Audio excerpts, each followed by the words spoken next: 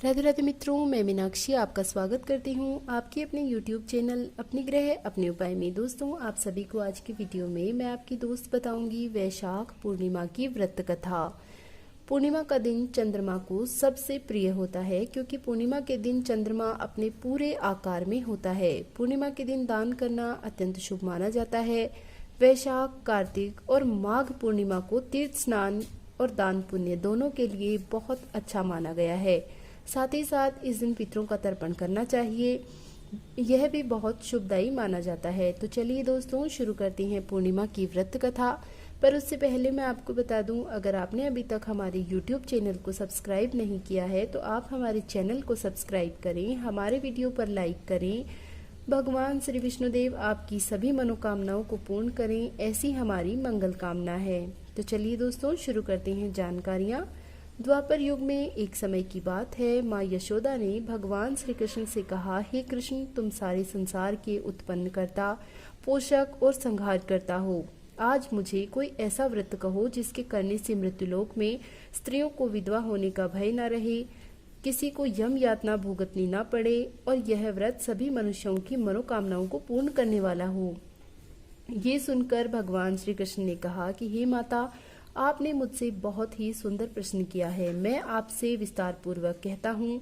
सौभाग्य की प्राप्ति के लिए स्त्रियों को 32 पूर्णिमाओं का व्रत करना चाहिए और इन सबको पूर्ण करने से स्त्रियों को सौभाग्य संपत्ति मिलती है। ये व्रत अचल सौभाग्य देने वाला है। भगवान शिव के प्रति मनुष्य के मन में भक्ति को बढ़ाने वाला है। यशोदा माँ कहती हैं, कृष्ण, सर्वप्रथम इस व्रत को मृत्युलोक में किसने किया था और इसके विषय में सभी बातें सहविस्तार मुझसे कहो। तब भगवान श्री कृष्ण कहते हैं कि इसी भूमंडल पर एक अत्यंत प्रसिद्ध राजा चंद्रहास से पालित अनेक प्रकार के रत्नों से परिपूर्ण कृतिका नामक एक सुंदर नगरी में गया। वहां पर धनेश्वर नाम का एक ब्राह्मण देवता निवास करता था। उसकी स्त्री अति सुशीला और रूपवती स्त्री थी। वह दोनों उस नगरी में बड़े प्रेम भाव से निवास करते थे। उनके घर में धन धान्य आदि किसी की कोई कमी नहीं थी, किंतु उन दोनों के कोई संतान नहीं थी। यह उनके जीवन का सबसे बड़ा दुख था। इसी दुखी पीड़ा में वे अत्यंत दुखी रहा करते थे। एक समय एक बड़ा तपस्वी योगी उस नगर में आया। वह योगी उस नगरी में ब्राह्मण के घर को छोड़कर बाकी सभी घरों से भिक्षा लाकर भोजन करता। वह रूपवती से न ही तो भिक्षा लेता और न ही उस योगी ने रूपवती की कभी भिक्षा का आदर किया। उस योगी ने एक दिन रूपवती से भिक्षा न लेकर किसी अन्य घर से भिक्षा लेकर गंगा के किनारे जाकर भिक्षा को प्रेम पूर्वक ग्रहण करने लगा।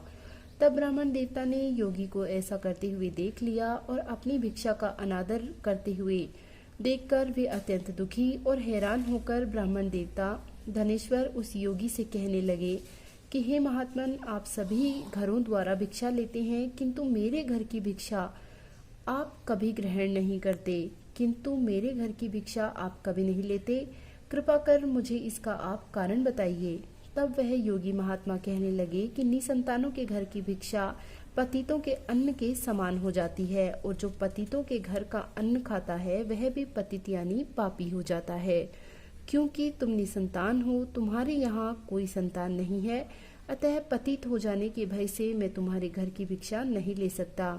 यह बात सुनकर ब्राह्मण धनेश्वर बहुत दुखी हो गए और हाथ जोड़कर योगी के पैरों पर गिर पड़े और आतुर भाव से कहने लगे कि हे महाराज, यदि ऐसा ही है तो आप मुझे पुत्र प्राप्ति का कोई उपाय बता दीजिए। आप सर्वज्ञ हैं, हे महात्मा, मुझ पर कृपा कीजिए। मेरे घर में धन की कोई कमी नहीं है, किंतु संतान नहीं होने के कारण मैं अत्यंत परेशान हो गया हूँ।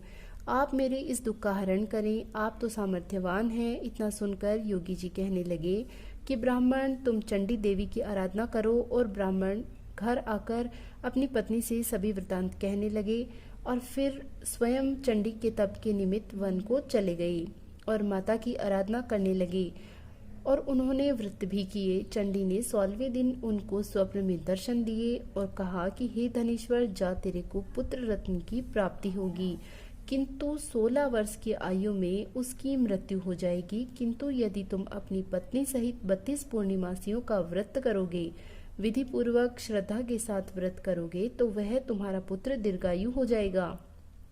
उसके बाद तुम्हारे सामर्थ्य अनुसार आटे के दिए बनाकर भगवान शिव का पूजन श्रद्धा सहित करना, परंतु पूर्णमासी के 32 व्रत हो जाने चाहिए। प्रातःकाल हो जाने पर इस स्थान के समीप तुम्हें एक आम का वृक्ष दिखाई देगा।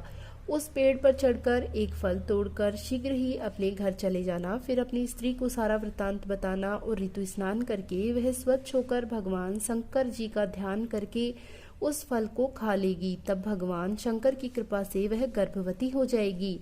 जब ब्राह्मण देव प्रातःकाल उठे तो उन्होंने उस स्थान पर एक आम्र वृक्ष देखा जिस पर एक अत्यंत सुंदर फल लगा हुआ था।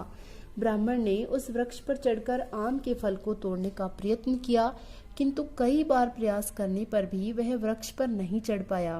ब्राह्मण को बहुत चिंता हुई और वह दुखी हो गई। फिर उन्होंने विघ्न विनाशक गणपति की वंदना करने लगे।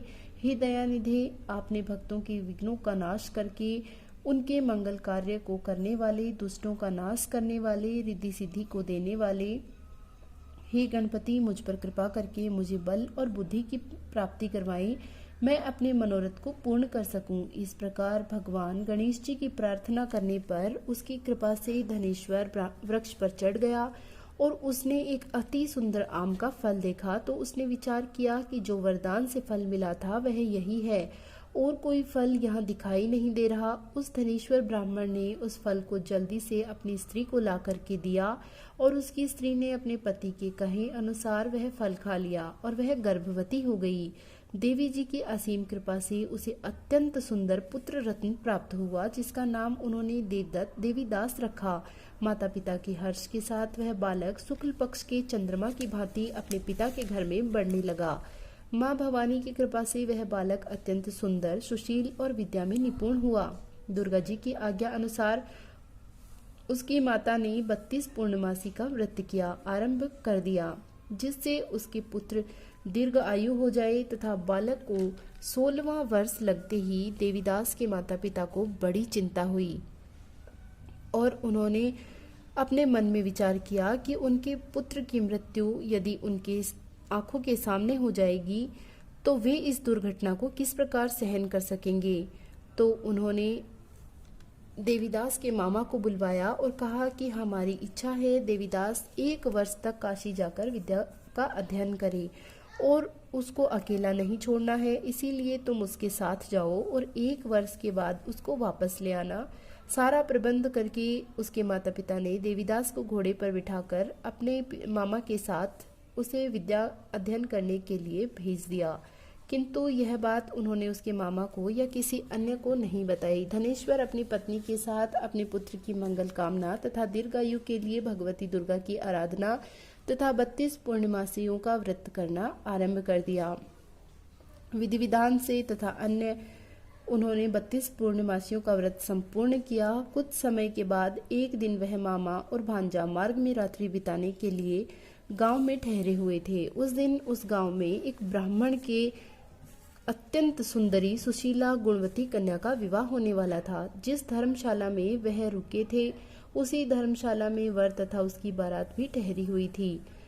देवीदास और उसके मामा भी उसी धर्मशाला में एक रात्रि के लिए रुक गए। संयोगवश कन्या को तेल आदि चढ़ाकर मंडप आदि का काम किया गया तथा लग्न के समय वर को धनुर्वात का रोग हो गया।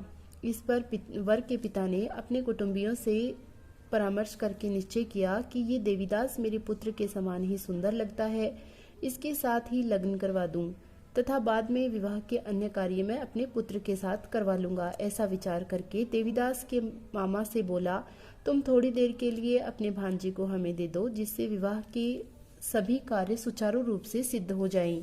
तब उसके मामा ने कहा कि जो कुछ भी कन्यादान के समय वर को मिलेगा वह सब हमें दे दिया जाए तो हम भांजा इस बारात का दूल्हा बन जाएगा। यह बात वर के पिता ने स्वीकार कर ली तथा देवीदास को दूल्हा बना दिया गया। विवाह कार्य सहविधि संपूर्ण हो गया, किंतु देवीदास ने दुल्हन के साथ भोजन नहीं किया तथा मन में सोचने लगा, ना जाने यह किसकी स्त्री है। वह एकांत में इसी सोच में निश्वास छोड़ने लगा तथा उसकी आंखों में अश्रुधाराएं प्रवाहित हो गई। जब दुल्हन ने पूछा कि क्या बात है, आप इतने उदासीन तथा दुखी क्यों दिख रहे हैं, तब देवीदास ने वधू से सारा वृतांत कह सुनाया। तब वह कन्या देवीदास से बोली कि यह विवाह ब्रह्म विवाह के विपरीत कैसे हो सकता है। यह विवाह तो मैंने देव, अग्नि, ब्राह्मण के समक्ष आपके साथ किया है, इसीलिए आप ही मेरे पति परमेश्वर हैं और मैं आपकी पत्नी हूँ और सदैव मैं आपकी ही पत्नी रहूंगी, किसी अन्य की पत्नी कदापि नहीं रहूंगी। तब देवीदास ने कहा कि आप ऐसा मत करिए, मेरी आयु बहुत थोड़ी है, मेरे पश्चात आपकी क्या गति होगी, इन बातों को अच्छी तरह विचार कर लीजिए। किंतु वह दृढ़ विचार वाली स्त्री थी। वह कहने लगी कि जो आपकी गति होगी वह मेरी भी होगी। हे स्वामी, आप उठिए और भोजन कीजिए, आप निश्चय ही भूखे होंगे। इसके बाद देवीदास और उसकी पत्नी ने दोनों ने भोजन किया और रात्रि को वे सो गए। प्रातःकाल देवीदास ने अपनी पत्नी को 3 नगों से जड़ी हुई अंगूठी दी और एक रुमाल दिया। बोले, हे प्रिय, इसे ले लो और स्थिर हो जाओ। मेरा जीवन व मरण जानने के लिए एक पुष्प वाटिका तुम बना लो, उसको प्रतिदिन पानी से सींचो, खेलो कूदो, उत्सव मनाओ। जिस दिन मेरी मृत्यु होगी ये फूल सूख जाएंगे। जिस दिन ये फूल फिर से हरे भरे हो जाएं तो मान लेना कि मैं जीवित हूँ। यह समझकर वह वहां से चला गया। प्रातःकाल होते ही वहां गाजे बाजे बजने लगे। जब विवाह की बेला आई तब कन्या ने वर को भली प्रकार से देखकर अपने पिता से कहा कि यह मेरा वर नहीं है, मेरा वर वही है जिसके साथ रात्रि में मेरा पाणी ग्रहण संस्कार हुआ, इसके साथ मेरा विवाह नहीं हुआ। यदि यह वही है तो बताएं, मैंने इसको क्या दिया। मधुपर्क के समय मैंने जो आभूषण आदि दिए उन्हें दिखाए और रात्रि में मैंने जो गुप्त बातें इससे कही थी वह सब यह बताई। तो पिता ने उसके कहे अनुसार वर को बुलवाया। कन्या की यह बातें सुनकर वह कहने लगा कि मैं कुछ नहीं जानता और लज्जित होकर वहां से चला गया। बारात भी अपमानित होकर वहां से लौट गई। तब आगे भगवान श्री कृष्ण कहते हैं कि हे माता, इस प्रकार देवीदास अपने विद्या अध्ययन करने के लिए काशी चला गया। जब कुछ समय बाद काल से प्रेरित होकर के सर्प रात्रि को देवीदास के पास आता है तो देवीदास को डसने के प्रयत्न करता है। उस विषधर के प्रभाव से उसके शयन का स्थान चारों ओर से विषैला हो जाता है, किंतु व्रतराज के प्रभाव से वह सर्प उसको काट नहीं पाता, क्योंकि उसकी माता ने पहले ही 32 पूर्णमासियों का व्रत रखा था। फिर रात्रि मध्याह्न के समय काल स्वयं उसके प्राण हरने के लिए आते हैं और देवीदास मूर्छित होकर गिर जाता है। वहां शंकर जी के साथ माता पार्वती प्रकट होते हैं। तब देवीदास को मूर्छित देखकर माता पार्वती भगवान शिव से प्रार्थना करती हैं कि हे भगवान, इस बालक की माता ने 32 पूर्णिमासियों का व्रत विधि विधान के अनुसार पूर्ण किया है, उसके प्रभाव से आप इसको प्राणदान दे दें। तब भगवान ने उसको प्राणदान दिया तथा काल भी इस वैशाख पूर्णिमा के व्रत से पीछे हट गया। देवीदास स्वस्थ होकर बैठ गया तथा उसकी पत्नी की वाटिका सूख गई। जब उसने प्रातःकाल देखा तो वाटिका पुनः हरी हो गई। तब वह प्रसन्न हुई और अपने मन में विचार करने लगी कि मेरा पति जीवित है। उस तरफ मामा भांजा दोनों चलने लगे, घर की तरफ आने लगे। तब कन्या ने अपने पिता से कहा कि हे पिताजी, मेरा वर जीवित है, आप उन्हें ढूंढने का प्रयत्न करें। तो अपनी कन्या की बात मानकर कन्या का पिता घर से जाने ही वाला था कि वह दोनों मामा भांजा वहां पर आ गए कन्या को लेने के लिए। तब सभी लोगों ने देवीदास को देखा तो कहने लगे, यह वही लड़का है जिसके साथ कन्या का विवाह हुआ था। और सभी लोग बोलने लगे कि अच्छा ही रहा, यह कन्या को लेने के लिए वापस आ गया। और कन्या ने भी जब देवीदास को देखा तो अपने मन में संतुष्ट हो गई कि यह वही है जो मुझे प्रतीक्षा करने के लिए अंगूठी देकर गए थे। फिर इस तरह कन्या को लेकर बहुत सारा धन लेकर देवीदास और उसके मामा अपने घर की तरफ चल दिए। जब वह अपने गांव के निकट पहुंचे तो गांव के लोगों ने उन्हें देखकर उसके माता पिता को समाचार दिया कि देवीदास अपनी पत्नी और मामा सहित लौट रहे हैं। तो उसके माता पिता को एक बार तो विश्वास न हुआ। देवीदास घर पहुंचा और उसने अपनी पत्नी सहित अपने माता पिता के चरण स्पर्श किए। तब उसके माता पिता ने अपने पुत्र और पुत्रवधू को गले लगाया और उत्सव मनाने लगे। इस प्रकार श्री कृष्ण कहते हैं कि धनेश्वर 32 पूर्णिमासियों के प्रभाव से पुत्रवान हो गया। जो भी स्त्री इस व्रत को करती है वह पुत्रवान और यम यातना से मुक्त हो जाती है।